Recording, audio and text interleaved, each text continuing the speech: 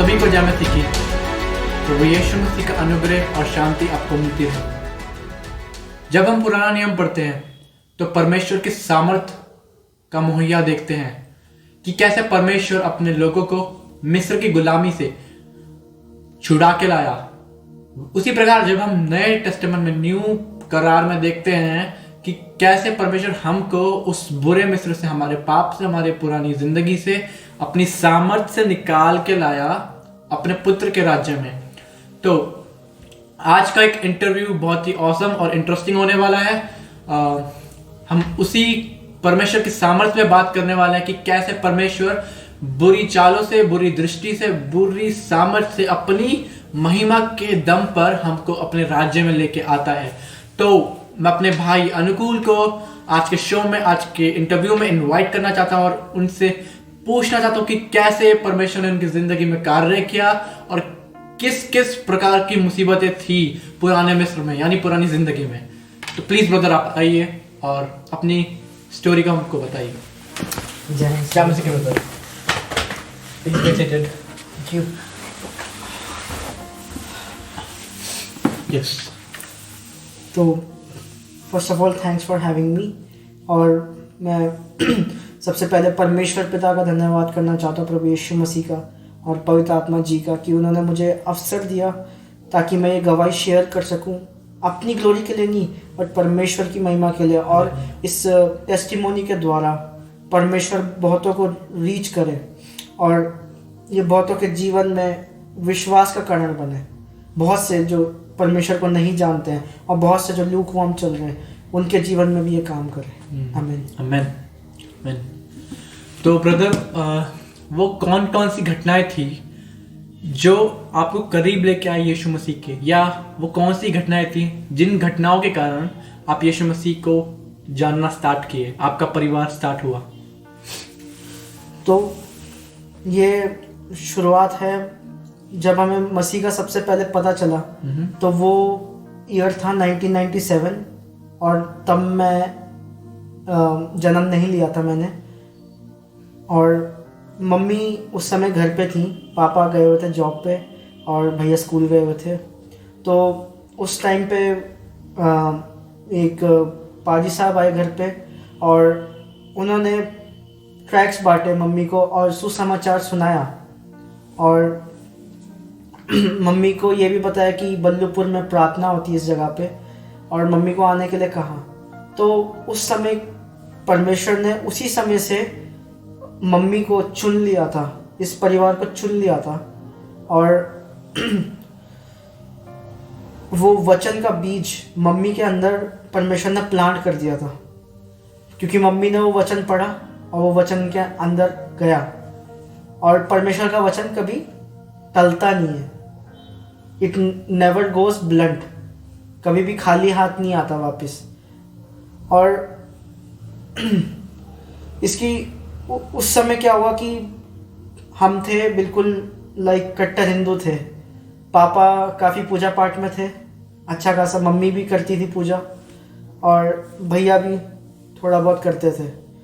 तो उसके बाद क्या हुआ, जब पापा ऑफिस से घर आए उसके बाद मम्मी ने उन्हें ये बताया कि ऐसे ऐसे करके एक पाजी साहब आए थे, तो उन्होंने ये प्रार्थना करना बताया ईसा मसीह का, और ये प्रचार उन्होंने सुसमाचार में सुनाया। तो और मम्मी ने वो किताब दिखाई, छोटी सी ट्रैक वाली। और तो पापा ने कहा इसको मेरे घर से बाहर निकाल दो, ये इसकी कोई जगह नहीं है मेरे घर में। तो ये हुआ, ये बात थी 1997 की। फिर 1998 में मैं बॉर्न हुआ। उसके बाद चलता रहा सब कुछ जैसे चल रहा था। अभी हम प्रभु में नहीं आए थे। और हुआ क्या कि फैमिली में बहुत ज़्यादा तनाव रहता था, खासकर मम्मी पापा में बहुत ज़्यादा तनाव रहता था, और झगड़े और लड़ाइयाँ एक आम बात थी घर में, आर्ग्यूमेंट बहुत ज़्यादा थे। और मतलब माहौल अच्छा नहीं रहता था घर का, मतलब शांति नहीं मिलती थी घर में रह के। एक गुड कम्युनिकेशन नहीं था दोनों के बीच में उस समय। उसके बाद क्या हुआ फिर भी परमेश्वर ने उस समय संभाल के रखा और जोड़ के रखा परिवार को अलग नहीं होने दिया। फिर जब भैया कॉलेज में आए 2007 में, जब उन्होंने एडमिशन लिया ग्राफिक एरा में, तो अब घर वाले चिढ़ते थे।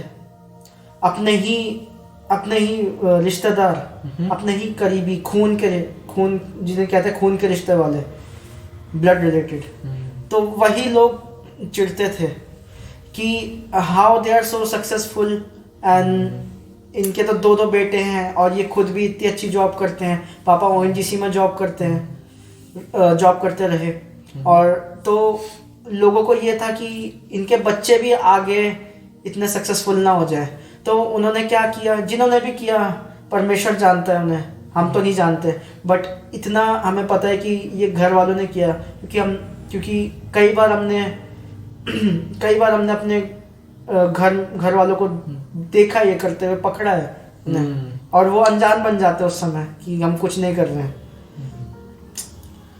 तो उन्होंने एक ऐसा विचक्राफ्ट किया, क्योंकि भैया कॉलेज में आ गए थे और उस समय इंजीनियरिंग नया चला था। तो भैया ने बीटेक किया था ग्राफिक एरा से, उन्होंने एक कोर्स लिया था। तो हुआ क्या, भैया के बालों में उन्होंने विचक्राफ्ट कर दिया कि भैया के सारे बाल शरीर से उड़ जाएं, और ऐसा ही हुआ। वो इतने से पॉइंट से स्टार्ट हुआ और भैया के सारे बाल उड़ते हुए चले गए, क्योंकि वो इतना सा था। तो उस समय हमें लगा कि ये ठीक हो जाएगा, क्योंकि नॉर्मल इतना सा पैच है तो वो ठीक ही हो जाता है। तो हमने उसको नज़रअंदाज किया उस समय, और फिर वो इतना बढ़ता गया कि सिर के तो बाल गायब भी किए उसने, आईब्रोज और ये अपना फेशियल हेयर, क्या ये बियर्ड, आईलैशेस, और अपना शरीर के सारे बाल गायब कर दिए। आप सोचिए कि मतलब आपके बाल नहीं है तो आपका कॉन्फिडेंस बिल्कुल ख़त्म, आप डिप्रेशन में आ जाते हैं। और भैया के साथ भी यही हो रहा था कि वो डिप्रेस हो रहे थे, वो उदास हो रहे थे, क्योंकि he was in a young age. वो उनके एक यूथ एज होती है एक पर्सन की, चाहे वो मैन हो चाहे वो वुमेन हो, वो बहुत इम्पोर्टेंट होती है। और भैया ने उस समय कॉलेज ज्वाइन किया था, तो हम घबरा रखे थे कि भैया भी घबरा रखे थे कि मैं कॉलेज कैसे करूँगा, मैं फेस कैसे करूँगा। बट परमेश्वर ने उस समय भी, जब हम नहीं जानते थे परमेश्वर को, तब भी परमेश्वर ने हिम्मत दी। ये परमेश्वर का ग्रेस है। तो उसके बाद क्या हुआ, भैया ने अपनी स्टडीज़ कंप्लीट करी, और स्टडीज़ कंप्लीट करने के बाद भैया जॉब्स ढूंढ रहे थे। उनकी प्लेसमेंट हुई भी थी BHL में, और उन्होंने मतलब फिर वो ली नहीं। उसके बाद उन्होंने सोचा फर्दर स्टडीज़ करने का, मास्टर्स करने का कनाडा से, यूनिवर्सिटी ऑफ विंडसर से। तो वो कनाडा गए साल 2012 में, तब भी उनके बाल नहीं आए थे इतने। हमने कहाँ इलाज नहीं किया, पापा ने लाखों रुपए खर्च किए भैया के बाल लाने पर। डॉक्टरों के पास गए, दिल्ली में बतरा पे गए, और कैसे घरेलू नुस्खे नहीं किए, बल्कि उनके बाल पर क्या बोलते हैं उसे, जो खून नहीं चूसती है, लीच, जो खून चूसती है मोटी सी, तो चिपक जाती है और खून निकाल देती है पूरा। तो भैया के बाल में वो लगाई जाती थी सिर में, ताकि कहीं से हमें पता चला था कि गंदा खून निकालने से बाल की रीग्रोथ फिर से हो जाती है। आपका मतलब आप वो कीड़े जो होते थे वो सर पे रखते थे कि वो गंदा खून निकल जाए। यस। पर ऐसा कुछ था ही नहीं, बल्कि भैया के सर में दिक्कत होने लगी थी उससे, और जगह गए, मंदिर गए, मज़ार गए, गुरुद्वारे गए, और बहुत सारी जगह गए, बट चर्च नहीं गए थे। अभी तक हम चर्च नहीं गए थे। और उसके बाद ऐसा ही चलता रहा, भैया के बाल आए नहीं। तो क्या हुआ कि एक हमें वो क्या बोलते हैं, एक पंडित मिले जो अपने आप को पंडित कहते हैं। तो वो पूजा करते हैं किसी देवी की। मैं देवी का नाम नहीं लेना चाहता, क्योंकि बहुत सारे देवी देवता हैं हिंदू बैकग्राउंड में, हिंदू रिलीजन में बहुत सारे देवी देवता हैं। तो वो रहते हैं रुड़की में। तो वो मिल गए। उन्होंने कहा कि 100% आपके बेटे के बाल उग जाएंगे। ये हमें मिले 2015 में। 2015 में मिले और इन्होंने पापा मम्मी को ये आश्वासन दिया कि आपके बेटे के बाल आ जाएंगे। मेरी देवी ये करने में सामर्थ्य है, कोई भी नहीं है, मेरी देवी कर सकती है ऐसा। तो वो घर आना शुरू कर दिया। उन्होंने घर आना शुरू किया तो उन्होंने पैसों की भी डिमांड करनी शुरू की कि इस पूजा के लिए ये सामान चाहिए और इतना चाहिए और ये मेरा रेट है। तो उस समय वो मुझे बाहर भेज देते थे। उन्होंने क्या किया, उन्होंने मम्मी पापा पे एक ऐसा वो किया कब्जा उनके मनों पर। हिप्नोटाइज जिसे बोलते हैं हम साइंटिफिक टर्म में, हिप्नोसिस। उन्होंने दुष्ट आत्मा के जरिए, उस विद्या के जरिए जो वो यूज करते थे, जिस देवी को मानते थे, उसके जरिए उन्होंने मम्मी पापा का मन ऐसा कर दिया कि पापा सारे पैसे उनको देने लग गए। वो जितने पैसे मांगते थे, जितनी चीजें मांगते थे, देते रहे। और एक टाइम ऐसा आया कि हमारा घर फाइनेंशियली खतरे में आ गया था। इवन ऐसा हो गया था कि मतलब इतने वेल ऑफ होने के बाद, इतना अच्छा जॉब होने के बाद भी बैंक अकाउंट खाली हो गया था। तो इससे ये पता चलता है कि ये देवी देवता कुछ नहीं कर सकते, ये बस आपके ही रिसोर्स खाते हैं। और उन्होंने भैया को दवाइयों में झाड़ा, वो क्या बोलते हैं, मंत्र पढ़ के, पूरा कलावा बांध के, और उन्होंने भैया को ये सिर पर लगाने को दी। वो भी हम महंगे कोरियर से कनाडा भेजते थे। DHL हो गया और कई सारे कोरियर, मुझे नाम याद नहीं आ रहा। हम तो उसमें भेजने का क्या चक्कर होता है, अगर आपको इंडिया से कहीं या किसी भी कंट्री से कहीं इंटरनेशनली किसी और कंट्री में भेजना है तो काफ़ी खर्चा आता है उसमें। ग्राम के हिसाब से, वेट के हिसाब से उसको, उस पैकेज को चार्ज किया जाता है। सही बात है। तो उसमें भी पैसे खर्च होते रहे हमारे भेजने में। और एक टाइम पे बाल आए, हम खुश हो गए। और उसके बाद वो एकदम चले गए, टाइम खुश हो गए। और उसके बाद ऐसा दुख। और फिर उन्होंने बोला कि और पैसे दीजिए मुझे, मैं ये ठीक कर दूंगा। तो पापा ने फिर थोड़ा शक किया और बोला कि अब तो हमारे पास है नहीं। तो उनको बोला कि अभी तो हम नहीं कर पाएंगे। उसके बाद क्या हुआ कि हमारे यहाँ जो मेड काम करती थी, ये जब मैं मेन चीज़ बता रहा हूँ, हमारे यहाँ जो मेड काम करती थी तो उनको जाना पड़ा बिहार। अब वो बिहार गई तो अपनी जगह एक सब्स्टिट्यूट लगा के गई अपनी जगह कि ये आपके यहाँ काम करेगी जब तक मैं 6 महीने बाद आ जाऊंगी तो मैं इसकी जगह वापस ले लूँगी। हाँ। तो उनका नाम था, जो आई थी उनका नाम था लीला। जो उनकी जगह पे आई थी, कंचन की जगह पे जो आई थी वो लीला थी। तो ऐसी वो एक दिन काम कर रही थी और मम्मी बेचारी परेशान रहती थी। तो उन्होंने पूछा,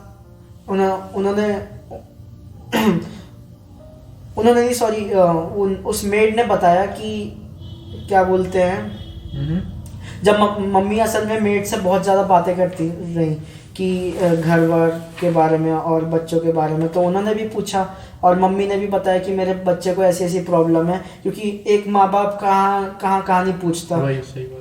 तो उन्होंने ये चीज़ उनको बताई कि ऐसा ऐसा मेरे बच्चे के साथ है, उसके बाल नहीं आ रहे, शादी नहीं हो रही। क्योंकि एक मैन के पास क्या चीज़ अट्रैक्टिव होती, बियर्ड, हेयर। अगर वो यही चीज़ नहीं उसके पास तो वो कॉन्फिडेंट नहीं हो पाता। नहीं। तो इसी वजह से काफ़ी सारी चीज़ें रुकी हुई थी। पापा मम्मी भी काफ़ी ज़्यादा परेशान रहते थे, भैया भी, मैं भी परेशान रहता था भैया के लिए। बुरा लगता था मुझे कि भैया के साथ ही क्यों हो रहा है ऐसा। और क्या हुआ उसके बाद, फिर उन्होंने उन मेड ने बताया कि हम एक जगह प्रार्थना कराने जाते हैं बल्लूपुर में, वहाँ ईसा मसीह की प्रार्थना होती है। उन्होंने भी ईसा मसीह को क्योंकि नहीं जानते, तो वो अपनी बेटी को लेंगी थी जो कि डीमन पोजेस थी, जो कि दुष्ट आत्मा से ग्रसित थी। वो दिन के एक ही टाइम हलचल मचाती थी और वो रुकती नहीं थी। वो किसी के काबू में नहीं आती थी, किसी झाड़ फूक, किसी विद्या के काम में नहीं आती थी। और उन्होंने बोला कि मैं अपनी बेटी को बस 2 संडे ले गई और वो चंगी हो गई। हालेलुया, ये परमेश्वर का काम है। तो मम्मी ने बोला कि मैं अपने बच्चे के लिए ज़रूर जाऊंगी, जब मैं हर जगह माथा फोड़ा मैं यहाँ भी जाऊंगी। तो ये भी परमेश्वर के आत्मा ने डायरेक्ट काम किया। उन्होंने घर में एक, जैसे आज मैं टेस्टिमोनी दे रहा हूँ, वहाँ पे उस आंटी ने टेस्टिमोनी दी मम्मी को अपनी। तो वो चीज़ बहुत ज़बरदस्त थी। और उनको भी एक विश्वासी के घर में वो काम करती थी, उनको भी वहाँ से पता चला था। तो उसके ज़रिए हम जुड़ भी गए थे बाद में। तो हम, मम्मी सबसे पहले हम में से चर्च गई। उन्होंने संडे को चर्च गई और वो पूरी तरीके से एक ही दिन में बदलाव आ गया उनके अंदर। मम्मी जब आई तो वो इतनी काम, इतनी शांत, और वो कह रही कि इससे बढ़िया और इससे बेहतरीन और इससे अद्भुत परमेश्वर कोई है ही नहीं, जो कि अपने लोगों के लिए सोचता है, अपने लोगों के लिए अपने आप को दे देता है। तो ऐसे ही उन्होंने बोला। अब पापा दिन में जब आए तो पापा को उन्होंने बोला कि मैं गई थी चर्च और इतना सुकून मिला, और उन्होंने बोला कि आपका बेटा ठीक हो जाएगा। जब उन्होंने वहाँ के पास्टर्स और लीडर्स से बात करी, आपका बेटा ठीक हो जाएगा, हम प्रार्थना करेंगे उनके लिए। तो फिर पापा मम्मी ने, फिर अगली बार से पापा ने भी जाना शुरू किया, और पापा भी जाते ही प्रभु के हो गए। वाह। और ऐसे ही मैं अभी तक नहीं गया था। और मैं सच बताऊं तो मैं पहले क्रिश्चियंस को समझता था कि वो एक मसीह बिलीवर को मैं समझता था कि वो कन्वर्ट करते हैं उन लोगों को ज़बरदस्ती पैसे खिला के। और जी आजकल टेंडेंसी आशा लोगों की यही है, माइंडसेट लोगों को यही हो चुका है कि जहाँ कहीं भी क्रिश्चियंस को देख रहे हैं, या हम लोग किसी को समझा रहे हैं, किसी के लिए प्रार्थना कर रहे हैं, किसी के ऊपर बता रहे कि ऐसा ऐसा सही है, तो सामने वाला व्यक्ति जो मैं देख रहा है वो सोचता है कि पैसे देके धर्म परिवर्तन किया जा रहा है जी। या मारपीट के करके जा रहा है। मारपीट के कोई किसी का कैसे हो सकता है? ये माइंडसेट एक पुअर माइंडसेट है, और इसको हमें बदलना पड़ेगा, इस इंडियन ह्यूमैनिटी को। असल में जो धर्म का मतलब होता है, धर्म का असली मतलब होता है राइचियसनेस, धार्मिकता। Yes, correct, thank you for correcting me. तो यहीं पे ये शैतान ने कंफ्यूजन फैला रखी है, लोगों की आंखें बंद की हुई हैं कि वो सोचते हैं कि यीशु मसीह गलत है, वो तो यीशु मसीह के लोग गलत हैं, तो ये तो फॉरेन रिलीजन है, बस ये तो गोरों का रिलीजन है। और एक बात इसमें और अमेजिंग बात ये है कि जो लोग सोचते हैं कि हम क्रिश्चियन धर्म अंग्रेजों का है, अमेरिकन का है, कैनेडियंस का है, ब्लैक पीपल का है, पर क्या सच में पता है यीशु मसीह कहाँ पैदा हुआ था? यीशु मसीह कहाँ रहा था? यीशु मसीह इजराइल में रहा। यस। यीशु मसीह जेरूसलम में रहा, जो कि एकदम शरीर में हमारे जैसा था। शरीर ना उनका काला है ना गोरा है, एकदम हमारा सब ब्राउन है। तो ऐसा ही एकदम, मैंने पहले भी कहा था, पुअर माइंडसेट है बोलने का कि धर्म परिवर्तन हो रहा है या अंग्रेजों का धर्म है। Please continue brother. तो मैं अभी तक चर्च नहीं गया था। तो उसके बाद मैं भी क्रिसमस के टाइम पर चर्च गया कि पापा मम्मी ने ये बोला कि बेटा कि क्रिसमस हमने अक्टूबर नवंबर के पास जाना शुरू किया था पापा मम्मी ने, और मैं गया था दिसंबर में 25 और उससे पहले, मेरे जाने से पहले घर पे पास्टर और लीडर्स ने आना शुरू कर दिया था। मम्मी पापा के साथ बैठ के प्रार्थना करते थे वो, और उनको शिक्षा देते थे बाइबल से, और ये आश्वासन प्रभु उनके जरिए देता था कि सब ठीक होगा। और परमेश्वर ने वहीं बैठे बैठे अपने लोगों को इस्तेमाल किया, और भैया के लिए प्रोफेसी करी, और भैया के लिए प्रोफेसी करी कि वो हील हो जाएंगे, और कि उनके हालात अभी से बदल गए हैं। हालेलुया। और वहाँ पे भी कनाडा में ऐसा हुआ कि भैया भी एक क्रिश्चियन घर में ही थे। हाँ, ये होता है डिवाइन कनेक्शन कि परमेश्वर हर तरह से अपने लोगों को बचाना चाहता है। अभी आपने कहा कि 1997 में आंटी को परमेश्वर के एक दास ने ट्रैक दिया, अंकल ने वो फिकवा दिया, और परमेश्वर की योजना देखो, वो उसका अनुग्रह देखो कि हमने उसे रिजेक्ट किया पर उसने नहीं किया। Yes. उसने फिर से एक सिचुएशन आने दी, उसने वो क्राइटेरिया होने दिए और उसने अपने लोगों को ले लिया। एक्सक्यूज मी, क्या ये पावरफुल नहीं था? It's very powerful. इससे ज़्यादा पावरफुल क्या हो सकता है? इससे ज़्यादा लविंग नेचर क्या हो सकता है? और एक और मैं बेहतरीन बात बताना चाहूँगा, जो वो व्यक्ति आए थे 1997 में, वो हमारे पास्टर साहब आज ही हैं। वो करंटली हमारे पास्टर साहब हैं। पावरफुल। हम उन्हीं के चर्च में गए। हाँ, क्या अद्भुत बात है कि परमेश्वर ने जहाँ जोड़ना था वहीं पे जोड़ा, 20 साल बाद भी, 2016 में। It's truly amazing man. तो जो मेड वो गई थी वो 2017 की घटना थी, और 2017 में ही हम सबसे पहले मम्मी ने जाना शुरू किया, फिर पापा ने, और फिर दिसंबर में मैं गया क्योंकि क्रिसमस का प्रोग्राम था। And to be honest, I celebrated Christmas every year, but मुझे क्रिसमस का मतलब नहीं पता था कि क्रिसमस क्यों मनाया जाता है। वी न्यू डैट कि ये यीशु मसीह का जन्मदिन होता है, और बट हम इसे वैसे ही मनाते थे, पेगन फेस्टिवल। यस, हम इसे ऐसे ही मनाते थे कि घर में पार्टी करनी है बस। हमें असली चीज़ नहीं पता थी कि क्रिसमस क्या होता है। और उस दिन मुझे पता चला कि यीशु मसीह ने अपने आप को दे दिया, परमेश्वर पिता ने अपना इकलौता पुत्र दे दिया इस जगत को, ताकि जो कोई उस पर विश्वास करे वह नष्ट न हो परंतु अनंत जीवन पाए। तो परमेश्वर ने दंड तो दिया ही नहीं, परमेश्वर तो पापियों के लिए खुद आ गया और क्रूस पर चढ़ गया। और क्रूस पर जब वो चढ़ा प्रभु यीशु, तो उन्होंने कुछ नहीं कहा, उन्होंने खुशी खुशी सह लिया वो सब। और उन्होंने लास्ट में कहा कि इट इज़ फिनिश्ड, सब पूरा हुआ। तो उन्होंने हमारे पाप अपने ऊपर ले लिए। वो खुद एक पाप बन गए, जो पाप को जानते ही नहीं थे वो पाप बन गए। और ये मेरे लिए एक ऐसा वो था पल कि इतना लविंग कैसे हो सकता है एक पर्सन, एक परमेश्वर इतना लविंग कैसे हो सकता है। मैंने तो नहीं देखा कहीं पे भी कि वो खुद आ रहा है, वो नीचे हमारे बीच आ रहा है। इतना ऊंचा परमेश्वर, इतना जगत को बनाने वाला, ब्रह्मांड को बनाने वाला, नीचे खुद आया अपने लोगों के लिए। तो ये मेरे लिए टर्निंग पॉइंट था उस दिन, ये मेरी लाइफ में सबसे बड़ा चेंज था।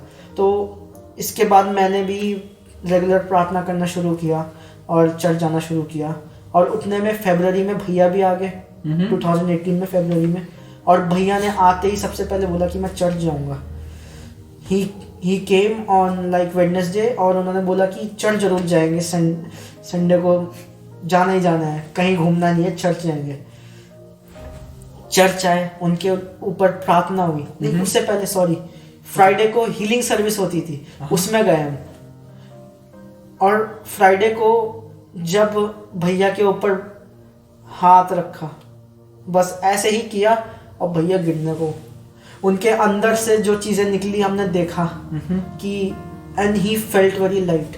और परमेश्वर ने उसी दिन से उनके अंदर काम करना शुरू कर दिया। हालेलुया। और आज उनके बाल वापस आ चुके हैं। वाव। उनके चेहरे पे इतने मोटे मोटे दाने थे, उनका पूरा बियर्ड, ये जो बियर्ड एरिया है वो पूरा खराब हो रखा था, और परमेश्वर ने उसी दिन से सही करना शुरू कर दिया। और बिल्कुल अब उनका चेहरा क्लीन है, सब कुछ सही है। और जो उनका ले लिया था शैतान ने और विचक्राफ्ट ने, वो परमेश्वर ने वापस किया। उनकी आईब्रो भी अब आ रही हैं। परमेश्वर का काम पक्का होता है, ये मैं आपको बताना चाहता हूँ। yes. और उसके बाद मार्च में, इन मिड मार्च, हम परमेश्वर का ऐसा अनुग्रह हुआ, ऐसी कृपा हुई, और उन्होंने विश्वास हमारा ऐसा बढ़ाया, और हमें सही शिक्षा जो हमारे चर्च में मिली, हमारे पासवान द्वारा, हमारे पास्टर संजीव लाठर है हमारे पास्टर, और उनके द्वारा, और हमारे जितने भी लीडर्स रहे चर्च में, उनके द्वारा हमें बहुत अच्छी शिक्षा मिली। और परमेश्वर ने हमारा फाउंडेशन बहुत अच्छा रखा, हमें अच्छा चारा मिलता रहा और हम बढ़ते रहे। तो ये भी परमेश्वर का अनुग्रह है, ये भी परमेश्वर का प्लान है। yes. और उसके बाद हमने, जब हमारा बेस अच्छा हुआ, तो हमने तुरंत बपतिस्मा लिया एक साथ। उस दिन बैप्टिज्म होने थे और पास्टर साहब खड़ा कर रहे थे उन लोगों को जिनके बैप्टिज्म होने थे। तो कुछ लोग खड़े हुए और पापा भी हम लोग को बोला चलो खड़े होते हैं, आज हम बपतिस्मा लेते हैं। और परमेश्वर के आत्मा ने ऐसा लीड किया, हम सारे एग्री हुए एक ही बार में, और चर्च में भी क्या तालियां बजी, क्या परमेश्वर की महिमा करी उस समय। और जॉय ऑफ सेविंग वन, एक पूरी फैमिली एक बार में बच गई, सबसे अद्भुत बात। और सारे जितने भी पुराने बिलीवर्स थे, पुराने क्रिश्चियन थे, और बॉर्न अगेन भी जो पुराने थे, उन्होंने भी इतनी परमेश्वर की महिमा देखी उस समय की एक फैमिली एक ही झटके में उठ गई। अभी नए नए आए और बपतिस्मा लिया। और जब बपतिस्मा लिया तो उस दिन मुझे ऐसा लगा मैं तो 10-20 किलो हल्का हो गया। इतना पाप था, वो सारा पाप का शरीर अंदर रह गया। और अब सारे अब लोग बचाए जा चुके और अब बॉर्न अगेन हो चुके हैं, क्योंकि यीशु मसीह ने बोले कि देखिए, आत्मा तो विश्वास करने से, उद्धार तो विश्वास करने से हो जाता है, बट ट्रूली हमें बॉर्न अगेन होना है, उसके पीछे चलने के लिए, उसकी वॉइस सुनने के लिए। और ये हमारे विश्वास का क्या बोलते हैं, प्रमाण है। हालेलुया। तो उसके बाद हम अच्छे चल रहे थे, बढ़िया। अभी भी आज भी परमेश्वर ऐसा बढ़ा रहा है। और ओके, तो अब यहाँ पे कैसे आप अपनी लाइफ की सबसे बड़ी ट्रेजेडी से बाहर आए हो, क्योंकि अभी आप न्यूली बाहर आए हो अपनी इस घटना से। उसे हम घटना नहीं कहेंगे, उसे हम बिब्लिकल टर्म्स में, बाइबल की भाषा में कहते हैं महिमा में कदम रखना। तो पर हम शरीर के लोगों के लिए तो दुख की बात कहीं ना कहीं होती है। तो प्लीज़ हमें वो बताओ कि कैसे आप बाहर आए, कैसे परमेश्वर ने मदद की। तो हमें विश्वास में हो चुके हैं 2018 से, हम बोलेंगे 17 में तो हम जाने थे, 18 में हम पूरी तरह से विश्वास में आ चुके थे। तो 4 साल। तो इस 2021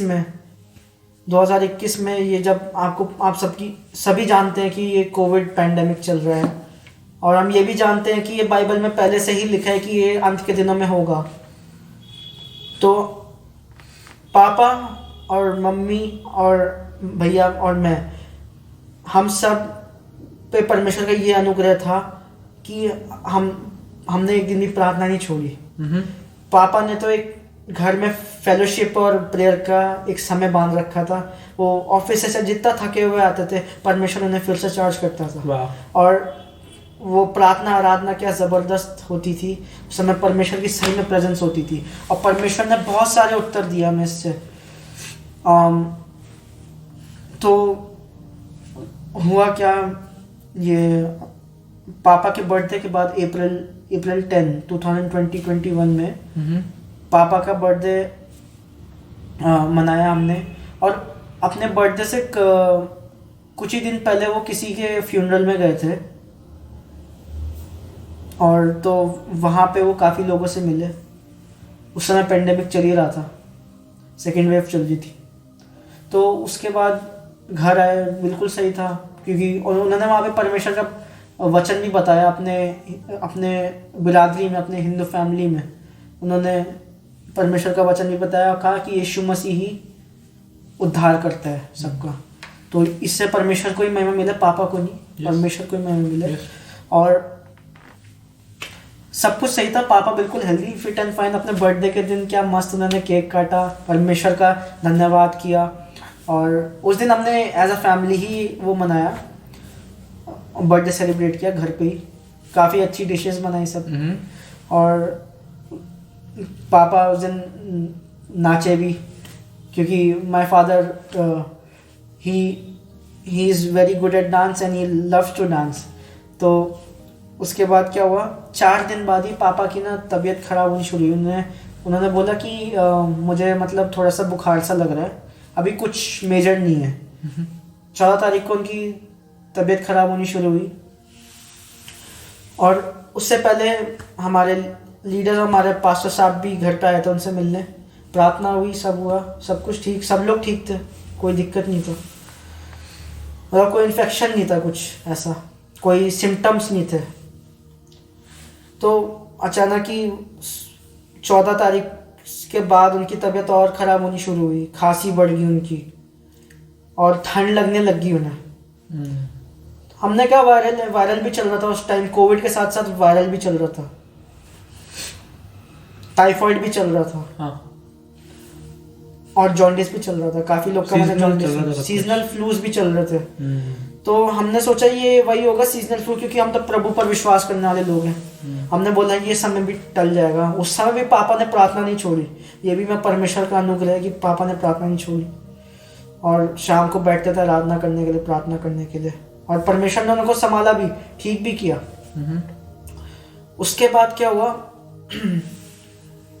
उनको हमने ना जूस पिलाया मौसम्बी का, वो ठंडा होता है, तो उनसे उनका ना थोड़ा और जकड़ गए छाती जो होता है, और ठंडा, क्योंकि ठंडा होता है। अब वो ताकत के लिए पिलाया था हमने, क्योंकि कमज़ोरी हो रही थी उनको, हमने पिलाया। उसके बाद क्या हुआ, उनको खांसी और बढ़ गई और थोड़ी उनको सांस चढ़ने लगी। और फिर 16 तारीख को हम गए हॉस्पिटल दवाई लेने। तो उस समय ONGC हॉस्पिटल में किसी को जाने की अनुमति नहीं थी, क्योंकि कोविड रिस्ट्रिक्शंस लगी हुई थी। डॉक्टर्स खुद डरे हुए थे अंदर, और हमें गेट पे रोक दिया। भले ही पापा ONGC के हॉस्पिटल के एम्प्लॉय रहे हैं, 2020 में वो रिटायर हो गए थे। उसके बाद पापा की दवाई भारी आई, डॉक्टर्स ने जो उन्होंने सिम्टम्स बताए वैसी दवाई भेजी बाहर, और दवाई लेके घर आ गए, शुरू कर दी दवाई खाना, जो आपकी वायरल की चलती दवा, इन्फेक्शन की जो चलती दवा चल रही थी दवा। घर ही पे इलाज चल रहा था, हॉस्पिटल नहीं ले जाना था, ना मेरा मन था उनको हॉस्पिटल ले जाने का, एडमिट करने का। फिर ये तबीयत 22 तारीख को सबसे ज़्यादा ख़राब होगी। उनको सांस लेने में ऊपर नीचे 36 बार वो सांस ऊपर नीचे ले रहे थे, जबकि एक नॉर्मल पर्सन उनकी एज में 12 से 15 बार सांस लेता है, कॉन्ट्रैक्ट करता है, अंदर बाहर जो कॉन्ट्रैक्शन होता है ना, वो उनका बहुत ज़्यादा हो गया था। और जब मैंने वो SpO2 मीटर लगाया, उनकी ऑक्सीजन लेवल नीचे आ रखी थी। उस समय मैंने प्रार्थना करी, प्रभु से रो के प्रार्थना करी मैंने कि पापा को आप अभी इनकी ऑक्सीजन बढ़ाइए। और मैं सच बताता हूँ, परमेश्वर ने उनकी ऑक्सीजन बढ़ाई, 77-80 गई ऑक्सीजन, 63 पे थी, 77 और 80 आई एकदम। और मैं धन्यवाद किया प्रभु का। मैंने क्या, पापा, मैं उस समय डर भी गया, क्योंकि कौन नहीं डरेगा, क्योंकि पापा को मोशंस भी हो रहे थे, और पापा पतले हो रहे थे, वीक हो रहे थे, और उनकी एज पे ये वीक नहीं होना चाहिए। 60+ जब आप हो जाते हैं तो नहीं वीक होना चाहिए आदमी ऐसे। उसके बाद क्या हुआ, मैंने फटाफट पापा के हॉस्पिटल फ़ोन लगाया, पापा के कलीग एक डॉक्टर है उनको फ़ोन लगाया। मैंने बोला कि ऐसी ऐसी सिचुएशन है, तो उन्होंने मुझे एक नंबर दिया कि अभी कोविड का कौन देख रहा है वहाँ पे इंचार्ज। तो मैंने इंचार्ज को फ़ोन किया, डॉक्टर इंचार्ज को, तो उन्होंने बोला कि आप फटाफट पापा को लेके आ जाओ, उनकी 36 बार कॉन्ट्रैक्शन है, आप फटाफट लेके आओ। मैं गया ONGC में, उनको ऑक्सीजन लगाई, तो वहाँ पे ऑक्सीजन लगाते उनकी लेवल आई थी 91-93। तो उस समय स्टेबल हुआ मामला। उनका कोविड टेस्ट हुआ वहाँ पे, और कोविड टेस्ट आया पॉजिटिव। उस समय वो मेरे विश्वास की वो थी, और हम सबके विश्वास की टेस्टिंग थी, परीक्षा। उस समय भी कुछ नहीं बोला, घबराहट थी, बट ये भी था कि हमारे साथ सेनाओं का यहोवा है, हमारे साथ यीशु मसीह, हमारे साथ पवित्र आत्मा जी हैं। मुझे याद है जिस दिन अंकल का टेस्ट हुआ था और उस दिन पॉजिटिव आया था, आपने मुझे फ़ोन किया था, और हमने साथ में मिलकर प्रार्थना की थी। मैं सच बता रहा हूँ, मैंने जो आपके अंदर देखा था उस दिन, आपके अंदर डर नहीं था, बल्कि आप कॉन्फिडेंट थे कि परमेश्वर है, ओके। और हम रोज़ रात को उस टाइम प्रार्थना करते थे फ़ोन में जी, और हम कॉन्फिडेंट थे। Continue please. हम सभी प्रार्थना कर रहे थे। पास्टर साहब को पता थी सिचुएशन, और चर्च के लीडर्स को भी पता थी सिचुएशन, सब प्रार्थना कर रहे थे। और उसके बाद पापा को एडमिट किया ONGC में, तो ONGC वालों ने उनको रेफ़र किया मैक्स में। फटाफट एम्बुलेंस लोड करी, और उस एम्बुलेंस के पीछे भी मैंने देखा, उसके पीछे लिखा जीसस इज माई पावर। हो, ये कोइंसिडेंस नहीं हो सकता। yes. और मैंने वो एम्बुलेंस पहले कभी देखी नहीं ONGC में, वो कहाँ से आई कब आई कुछ नहीं पता।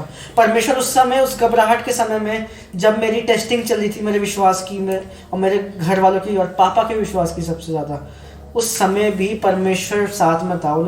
उन्होंने दिखाया कि मैं तुम्हारे साथ हूँ, घबराओ मत। एम्बुलेंस गई, मैंने सारी फॉर्मेलिटीज़ करी ओएनजीसी हॉस्पिटल में। पापा मैक्स पहुँच गए थे, मैं घर से सारा वॉलेट वगैरह लेके गया और मैक्स पहुँचा। और मैक्स में ऐसा हाहाकार मचा हुआ था, ऐसी कैलामिटी में क्या कहूँ इसको, क्या शब्द दूँ मैं, but it was very terrifying, scary. लोग रो रहे थे, ज़्यादातर इसमें बड़े लोग थे, बड़े उम्र के लोग थे, और उन सबको ऑक्सीजन लगी है और कुछ लोगों को ऑक्सीजन भी नहीं मिल पा रही। और डॉक्टर चिल्ला रहे हैं उनके ऊपर, बुरी बुरी तरीके से बोल रहे हैं। डॉक्टर से पेशेंट्स लड़ रहे हैं, पेशेंट डॉक्टर से लड़ रहे हैं। और मैंने आते ही एक पर्सन की मदर की डेथ सुनी वहाँ पे कि शी इज़ नो मोर। और वो जिनकी और उनके बेटे वहाँ लोट लोट कर रोने लगे। और ज़्यादा मतलब जिसे कहते हैं टेरिफाइंग वो सिचुएशन बनती जा रही थी। और पापा कम से कम 1-2 घंटा लग गया वहाँ पे अंदर घुसने में ही, और घुसते ही पता चला कि बेड नहीं है। उन्होंने बोला कि आपके पापा को बेड नहीं मिल पाएगा, जबकि ऊपर की सोर्स भी लगा दी ओएनजीसी की, तब भी नहीं। पैसे भी बोल दिए कि हम पूरा पे कर देंगे, आप बेड दीजिए, नहीं मिला। परमेश्वर वहाँ से लेके आया मैक्स हॉस्पिटल से फटाफट, क्योंकि एम्बुलेंस में ऑक्सीजन भी कम हो रही थी। It's a limited supply. फटाफट ambulance. On that phase of time, there was a very limited oxygen. So, और पापा को फटाफट ओएनजीसी वापस लेके आया। मैं उस दिन कितनी तेज कार चलाई, एम्बुलेंस भी कितनी तेज चलाई मुझे पता है, हम जानते हैं। पहुंचे हॉस्पिटल, पापा को फटाफट कोविड वार्ड में शिफ्ट किया। और पापा ने मुझे ऐसे बोला कि प्रभु सब संभाल लेगा। हाँ, विश्वास एक अलग लेवल का। और मैं भी घर चला गया और मम्मी को सब बताया कि ऐसा ऐसा सिचुएशन है। मम्मी घबराई, पर मम्मी फिर तुरंत अपना बाइबल लेके प्रार्थना करने बैठ गई। तो परमेश्वर ने इंसानों में प्रेम बढ़ाया। मम्मी के पापा के बीच में क्या कमाल की अंडरस्टैंडिंग थी, जो होनी चाहिए बिब्लिकली। तो ये होता रहा। पापा की कंडीशन बेटर हुई 2-3 दिन बहुत। His oxygen was at 93-95, it was going good. अचानक से क्या हुआ, मुझे कॉल आती है हॉस्पिटल से कि हमें किसी बड़े से बात करनी है। और मम्मी इतना नॉलेजेबल नहीं है इस फील्ड में, तो उस समय भैया भी नहीं थे, भाभी भी नहीं थी, शादी हो चुकी थी और वो परमेश्वर के अनुग्रह से हुई थी भैया भाभी की। और भैया भाभी उस समय कनाडा में था, सब कुछ लॉकडाउन था, नो फ्लाइट्स वर वर्किंग, और इंटरनेशनल फ्लाइट्स बिल्कुल बंद थी, बल्कि डोमेस्टिक फ्लाइट्स भी रिस्ट्रिक्शंस थी काफ़ी ज़्यादा। तो भैया भाभी नहीं आ पा रहे थे। और भैया भाभी को पापा मम्मी ने उस समय बोला कि मत बताओ इतनी सिचुएशन। तो मैंने बताई, क्योंकि प्रेयर करनी है और फैमिली को पता होना ज़रूरी है। और आप अकेले भी थे यहाँ। यस। तो उसके बाद क्या हुआ, उनकी सिचुएशन इतनी बुरी होगी कि डॉक्टर बोलने लगे कि अगर ये मशीन नहीं मिली, एक सीपैप मशीन चाहिए थी और वो ओएनजीसी में थी ही नहीं, तो अगर वो नहीं मिली तो आपके पापा नहीं बचेंगे। वैसे मशीन, सीपैप मशीन रेस्पिरेशन की मशीन होती है, वो लंग्स को अपने आप ही ऑक्सीजन छोड़ती है और अपने आप ही कॉन्ट्रैक्ट करती है। मतलब लंग्स पे जोर नहीं पड़ता, क्योंकि लंग्स में इन्फेक्शन हो रखा था, जैसा कि डॉक्टर बता रहे थे, निमोनिया जो भी वो बोल रहे थे। तो उनको that was pneumonia। मैं पूरे दिन अपने, मेरे भैया हैं मसीह में, उनके साथ मैं घूम रहा था और मैं वो मशीन ढूंढ रहा था। मैं अपने एक क्या बोलते हैं, मैं एक अंकल के साथ गया था, अनिल अंकल के साथ। मेरे मतलब बहुत ही क्लोज हैं वो, और मैं उनके साथ प्रार्थना, हमारी फैमिली के साथ उठना बैठना और प्रार्थना, हमारे चर्च के ही मेंबर रहे। और क्या बोलते हैं, उनके साथ मैं हॉस्पिटल गया और उन्होंने हॉस्पिटल में प्रार्थना करी, पापा के रूम उधर ही, अंदर नहीं गए बट प्रार्थना कर रहे थे। परमेश्वर ने उस समय बोला कि सब कुछ ठीक होगा। मैं रोने लग गया था क्योंकि कौन नहीं रोएगा कि अब पापा नहीं, बट उस समय भी परमेश्वर ने संभाला उनकी प्रार्थना से, विश्वास दिया। और तो फटाफट मशीन ढूंढने गए और मैंने उस दिन ऐसे गाड़ी चलाई है, मैंने रेड लाइट क्रॉस करी, मैं कहा प्रभु आप कोई पुलिस वाले को मत आने देना, आज मुझे बस पापा के लिए ढूंढना ही ढूंढना है। और मुझे जाके मिली वो दून सर्जिकल की दुकान पे, जो कि घंटाघर पे है, डिस्पेंसरी रोड के उधर। वहाँ पे मुझे CPAP मशीन मिली, वो आती 21,000 की बट मिली उस समय 50,000 की ब्लैक में, क्योंकि शॉर्टेज थी मशीन की। तो मैं मशीन लेके आया, उतने में पता चला कि पापा को वेलमेट शिफ्ट कर दिया,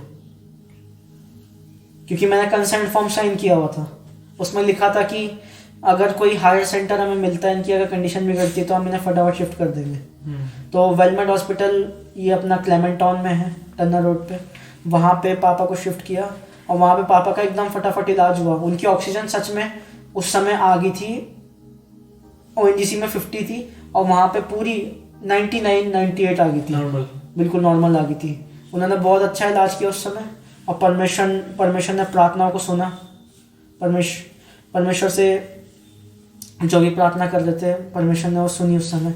और मैं रात में 3 बजे पापा को अपने कमरे में शिफ्ट करवा के आया। उस टाइम मैंने बस पापा को लास्ट फिजिकली देखा, खाना वाना खिला के पापा को अपने हाथ से कपड़े वपड़े चेंज करवा के मैं आया घर पे। सब प्रार्थना कर रहे थे, भैया भाभी से लगातार मेरी बात हो रही थी, आप सभी से बात हो रही थी, मेरी पास्टर साहब से हो रही थी बात, सब प्रार्थना कर रहे थे। अंदर फ़ोन नहीं ले जाने दिया, पापा का ICU था क्योंकि उन्होंने कहा फ़ोन अलाउड नहीं है।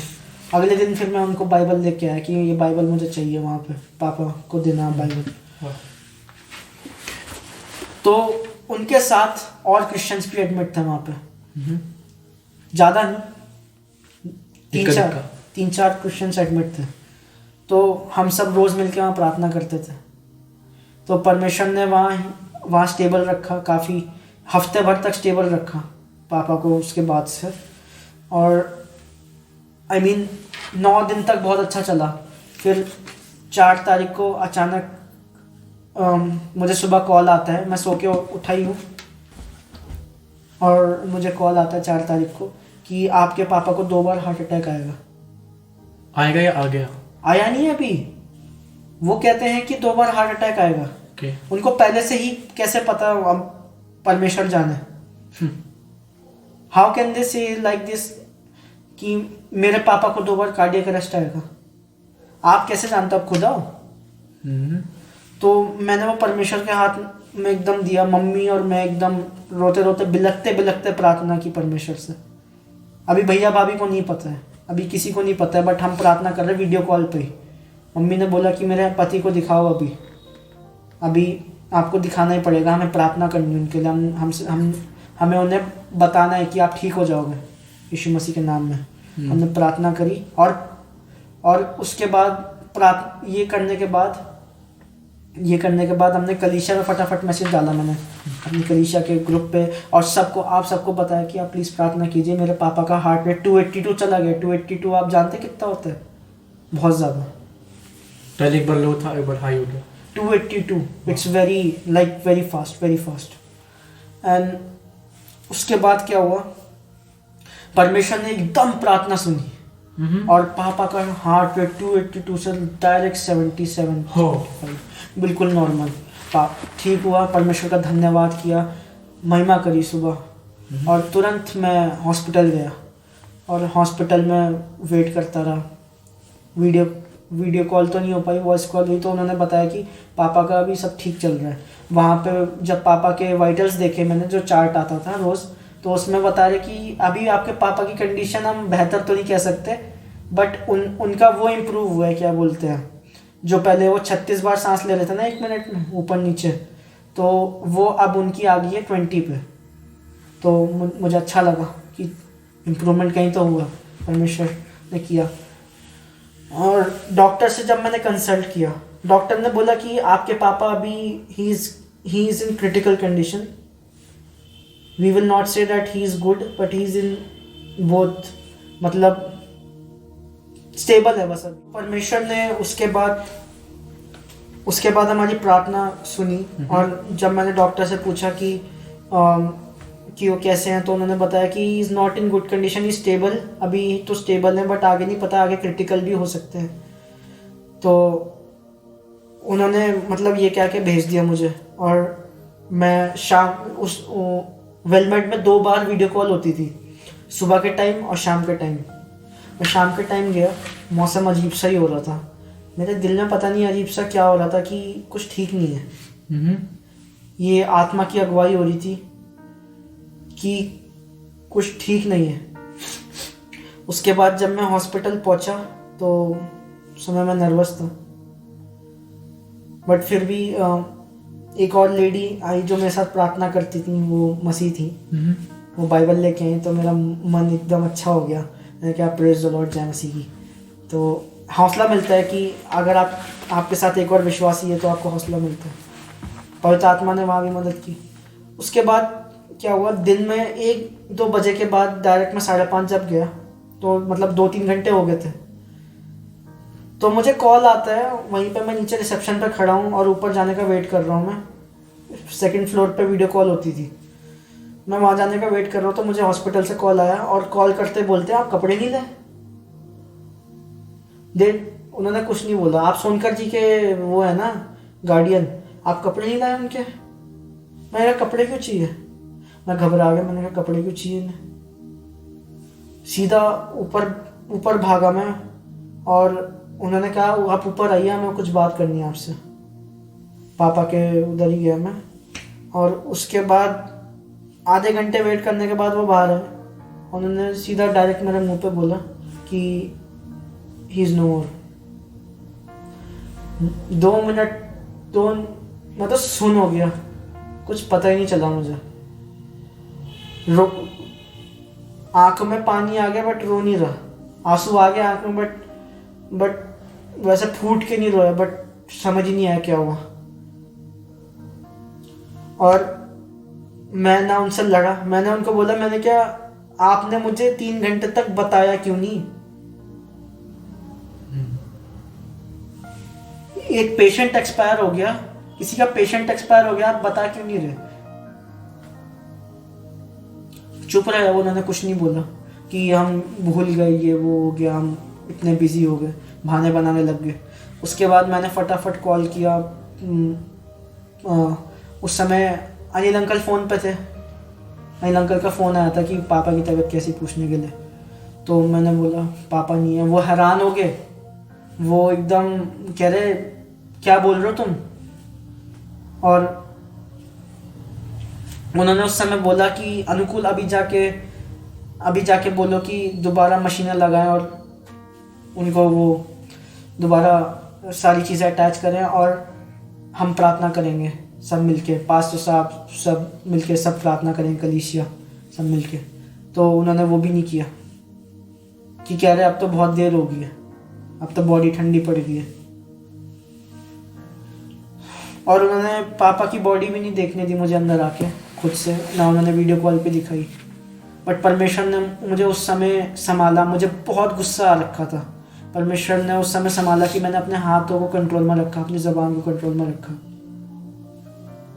फिर घर आया, घर आके कपड़े ले गया मम्मी से बहाने से कि पापा जिद कर रहे कपड़े पहनने की, कि उनका मूड अच्छा हो जाए। तो डॉक्टर ने बोला कि आप कपड़े ले आइए उनके, क्योंकि वो बहुत दिन से ऐसे ही पड़े हुए थे बिस्तर में और उनको अच्छा नहीं लग रहा था। तो उन्होंने डॉक्टर से बोला है कि मुझे कपड़े पहनने हैं अपने, ताकि मैं अच्छा फील कर सकूं, थोड़ा सा फ्रेश।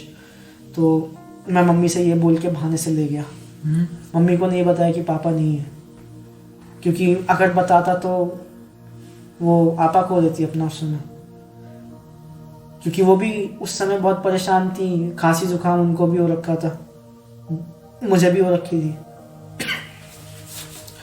और उसके बाद क्या हुआ, मैं रात में आके सोया। भैया भाभी भी बहुत ज़्यादा रो रहे थे, सभी रो रहे थे। बट परमेश्वर ने उस समय इतनी वो दी मुझे मुझे खासकर परमेश्वर ने एक पत्थर बना दिया था कि मतलब मुझे कुछ इफ़ेक्ट नहीं हो रहा है, क्योंकि यहाँ मेरे अलावा कोई नहीं था करने वाला।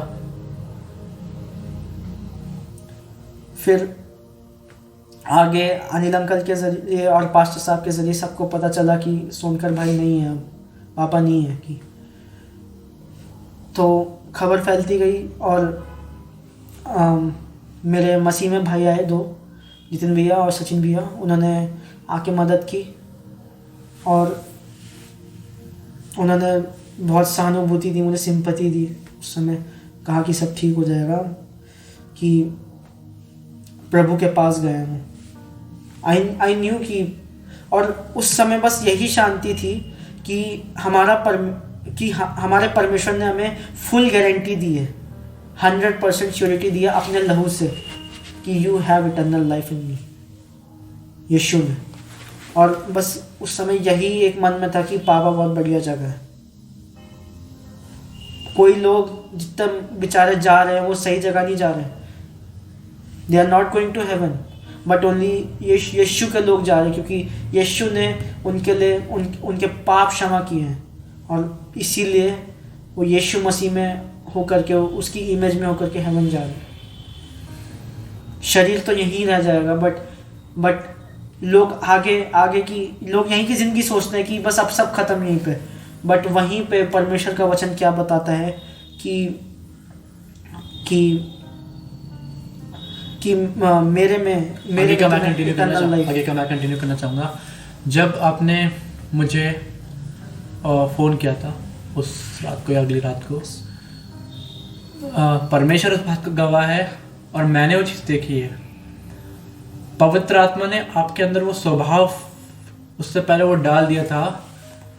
ऐसा नहीं है कि आप अंकल से प्यार नहीं करते, या ऐसा नहीं है आप सेंसिटिव नहीं थे, नहीं, मैं रोया, आप रोए थे, लेकिन मैंने जो आपके अंदर देखा कि परमेश्वर ने आपको टूटने नहीं दिया, परमेश्वर ने आपको बिखरने नहीं दिया।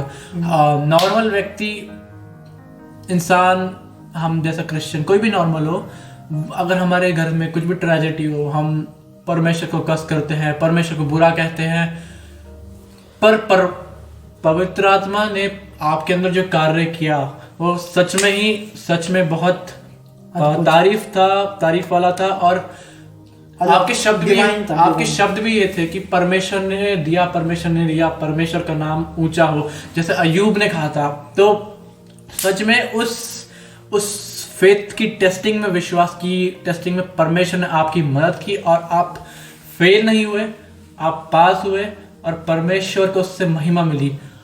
और एक खूबसूरत बाइबल का पैसेज है, रोमियो 8 उसके 38 वर्स, कि क्या मौत, क्या जिंदगी, क्या आसमान, क्या ऊंचाई, क्या निचाई, क्या सामर्थ, क्या दुष्ट की बल की ताकत है, या ऊपर स्वर्गदूत, कुछ भी। आखिरी में वो उस लास्ट वर्स में लिखा है, क्या इस पूरी सृष्टि में कुछ भी है जो हमें परमेश्वर के प्रेम से अलग कर सकता है? कुछ भी नहीं। आपकी जिंदगी परमेश्वर का जीता जाता सबूत है कि परमेश्वर आज भी है, वो आज भी कार्य कर सकता है, और वो करता है। और मैं जो कोई भी हमें देख रहा, मैं इस बात का गवाह हूँ, परमेश्वर इस बात का सबसे बड़ा गवाह परमेश्वर था, क्योंकि बाइबल में लिखा है कि सिर्फ परमेश्वर सच्चा और बाकी सब झूठे हो जाए। परमेश्वर इस बात का गवाह है कि ये परिवार एक अलग लेवल के विश्वास में बढ़ चुका है, एक परमेश्वर की गहराइयों में है। yes. और it's all because of Jesus, it's his grace. कुछ भी हमारा नहीं है इसमें भी। मैं कोई ये ना सोचे कि अनुकूल ने ऐसा किया, अनुकूल में कोई ताकत नहीं थी उस समय, अनुकूल नहीं था उस समय। पवित्र आत्मा पूरी तरीके से मुझे संभाल चुका था। मेरी मम्मी को, मैंने जब मम्मी को अगले दिन बताया सुबह, तो मम्मी रोई, बहुत बिलख के रोई, बट मम्मी समझ गई कि मेरे हस्बैंड कहाँ गए हैं। जब मैंने हाँ, और एक विजन में आपको बताना चाहता हूँ और दर्शाना चाहता हूँ कि इतना अद्भुत मेरा परमेश्वर है, हमारा परमेश्वर है, यीशु मसीह परमेश्वर, यहोवा, पवित्र आत्मा जी। उन्होंने मैं मम्मी के साथ दुआ कर रहा था, अब तक भैया भाभी नहीं आए थे, पापा के जाने के बाद की बात कर रहा हूँ मैं, जब वो प्रभु के पास चले गए, प्रभु में सो गए। तो ये मैं तब की बात बता रहा हूँ, मैं वर्शिप कर रहा था मम्मी के साथ घर पे, और उस समय मैं मतलब कंफ्यूज इन द सेंस कि मेरे पास मिक्स्ड ओपिनियंस थे कि पर प्रभु, पापा है तो प्रभु के पास, बट यार इतनी जल्दी नहीं जाना चाहिए था। ये था, थोड़ा सा था, होगा ही ऑब्वियसली, क्योंकि मैं एक मनुष्य हूँ, मैं एक मनुष्य हूँ और मेरे अंदर ये चीज़ें हैं। बट परमेश्वर ने उसी दिन परमेश्वर ने इतना बढ़िया दर्शन दिया, इतना अद्भुत दर्शन। मैं पापा को देख रहा हूँ और वो बिल्कुल यंग एज के हैं, वो बिल्कुल अपने जब सबसे हैंडसम दिखते थे वो वैसे थे, वो मरियल हालत में नहीं थे कि अस्पताल की हालत में गए। वाह, हमारा परमेश्वर ना तो बुरी यादें देता है ना तो बुरा शरीर देता है वहाँ पे, करेक्ट। सिर्फ जॉय होता है, सिर्फ जॉय। और परमेश्वर के प्रेजेंस में, और परमेश्वर की, और वो अब उनको ये नहीं कि मेरा परिवार है नीचे, मेरा घर है, अब वो यीशु मसीह के प्रेजेंस में, अब वो यीशु मसीह के घर में है, वाह, वो वहाँ पे आनंद मना रहे हैं। और मैंने उनके साथ अनगिनत लोगों को और स्वर्गदूतों को देखा जो कि परमेश्वर की आराधना कर रहे, नाच रहे, और मेरे पापा यहाँ भी नाचते थे और अब परमेश्वर के सामने नाच रहे हैं, वाह, उसकी ग्लोरी में नाच रहे हैं, उसकी ग्लोरी के लिए नाच रहे हैं, यस, और गा भी रहे हैं। मैं और इतना देख के मैं खुश हुआ कि क्या बताऊं। और ये टेस्टिमोनी सेम भाभी की है, भाभी ने पापा को देखा और अपने पापा को भी जो उनसे पहले गुजरे थे, और भाभी को उनका श्योर नहीं था कि उनका सैल्वेशन हुआ, बट परमेश्वर ने सैल्वेशन दिया है, क्योंकि जो भी यीशु मसीह के नाम पर ईमान लाएगा और उसे खुदा मानेगा और एक्सेप्ट करेगा, उसका उद्धार होगा। हालेलुया। तो मैं इन वर्ड्स को, इन टेस्टिमोनीज को एंडिंग देना चाहता हूँ। अगर कोई भी इस कार्य को, जो परमेश्वर ने अद्भुत कार्य को किया है, उसको देख रहा है, विश्वास करे एकमात्र जीवित परमेश्वर यीशु मसीह में। वो कल भी था, आज भी है और कल भी रहेगा। आमीन। हम चले जाएंगे पर वो नहीं जाएगा, वो सदा से था, सदा से और सदा के लिए रहेगा। अगर आपकी जिंदगी में दुख है, मुसीबत है, परेशानी है, मैं एकदम परफेक्ट प्रॉस्पेरिटी गॉस्पेल नहीं दे सकता, हम नहीं दे सकते, वो सिन है, पर हम बिब्लिकल भाषा में आपको प्रूफ दे सकते हैं। बाइबल में लिखा है कि वो हमारे सारे दुख ले लेगा। यस। और भाई की कहानी में भी हमने देखा, भाई की स्टोरी में, टेस्टिमनी में यही था कि परमेश्वर ने कैसे अंधकार से, दुख से, मुसीबतों से, मिस्र छुड़ाकर यीशु मसीह के जीवित उद्धारकर्ता और ज्योति में, राज्य में लेके आया। तो परमेश्वर के लिए कुछ भी असंभव नहीं है। सो विश्वास कीजिए यीशु मसीह पे, और अगर आपने विश्वास किया है तो आनंद से, खुशी से उसकी महिमा में, स्टेप में बढ़ते जाइए और उसकी बाट जो ही है। आमेन। आमीन। God bless you. God bless you.